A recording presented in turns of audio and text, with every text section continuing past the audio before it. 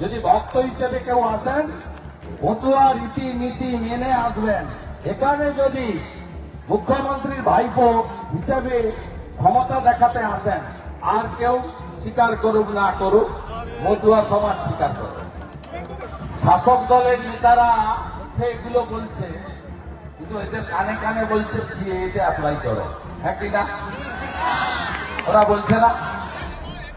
শাসক দলের যত পঞ্চায়েত কাউন্সিলর আছে, যারা আছে, তারা ক্যামেরা সরিয়ে কানে কানে বলছে সিএতে অ্যাপ্লাই করো, আর মাইকে বলছে ক্যা চিজ বিচারিতা। মোদি হ্যাঁ তো মুমকিন হ্যাঁ। কোন মতুয়ার নাম হিন্দু শরণার্থীর নাম ভোটার তালিকা থেকে কাটতে দেব না, দেব না, দেব না। একটাও বাংলাদেশি মুসলমান রোহিঙ্গার নাম ভোটার লিস্টে থাকতে দেব না, দেব না, দেব না। সিএ সার্টিফিকেট দেওয়ার ক্ষেত্রে ঠাকুর বাড়ির সার্টিফিকেট, মতুয়া মন্দিরের সার্টিফিকেট ভারত সরকার গ্রহণ করছে, করবে। এবং আগামী এখন অব্দি 7,000 মানুষ সিএটা আবেদন করেছেন, তার ভাতা বন্ধ হয়েছে, কার চাকরি চলে গেছে, কার স্কুলের অ্যাডমিশন চলে গেছে, একটা নাম বলুন। তাই ক্যা ছি বলা জামাতিদের সরকার আপনাদের ভুল বুঝিয়েছিল, বিভ্রান্ত করেছিল। হাজারের বেশি সিএ সার্টিফিকেট পেয়ে গেছেন, দ্রুততার সঙ্গে বাকিরা পেয়ে যাবেন। আমরা যদি জোট না বাঁধি, আমরা যদি এক না থাকি, তাহলে আমরা আগামী দিনে দীপু চন্দ্র দাসের মতো, রতন মজুমদারের মতো আমাদেরও পরিণতি হবে। আস্থা রাখুন প্রধানমন্ত্রীর উপরে।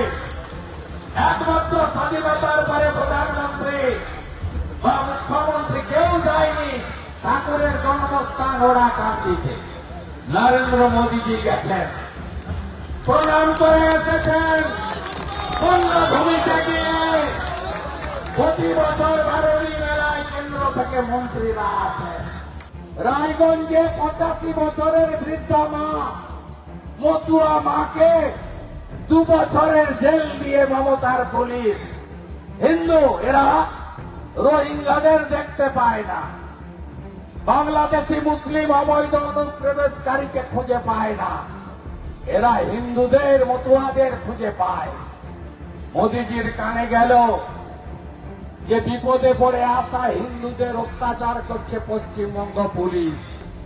তিনি গেজেট বার করলেন, আর এই গেজেটে ভারত সরকার বলল 31/12/2025 পর্যন্ত 24 পর্যন্ত যারা এসেছেন প্রাণ বাঁচাতে হিন্দু, তাদের কোন পুলিশ গিয়ে বিরক্ত করতে পারবে না। এর নাম নরেন্দ্র মোদী। হিন্দুস্তানে হিন্দুরা থাকবে, কেউ তাদের টাচ করতে পারবে না। তাই ভরসা রাখুন, এসআইআরে আপনাদের যাদেরকে নোটিশ করবে উপস্থিত হবেন। 85 বছরের ঊর্ধ্বরা যাবেন না, বাড়িতে আসুন। এসআইআরে যারা প্রতিবন্ধী, অক্ষম, অসুস্থ, তাদের বাড়িতে এসে হিয়ারিং হবে। আপনার নাম যদি ইয়ারও কাটে, আমি অশোক কীর্তনিয়ার কাছে ফরমেট পাঠাবো, ডিওর কাছে আবেদন করবেন। ডিওর আপিলে আপনার নাম যদি বাতিল করে, আপনি সিওর কাছে আপিল করবেন। ডিও পর্যন্ত অশোক কীর্তনিয়া, প্রদীপ বিশ্বাস, বিপদ ভঞ্জন বিশ্বাসরা দেখে নেবে।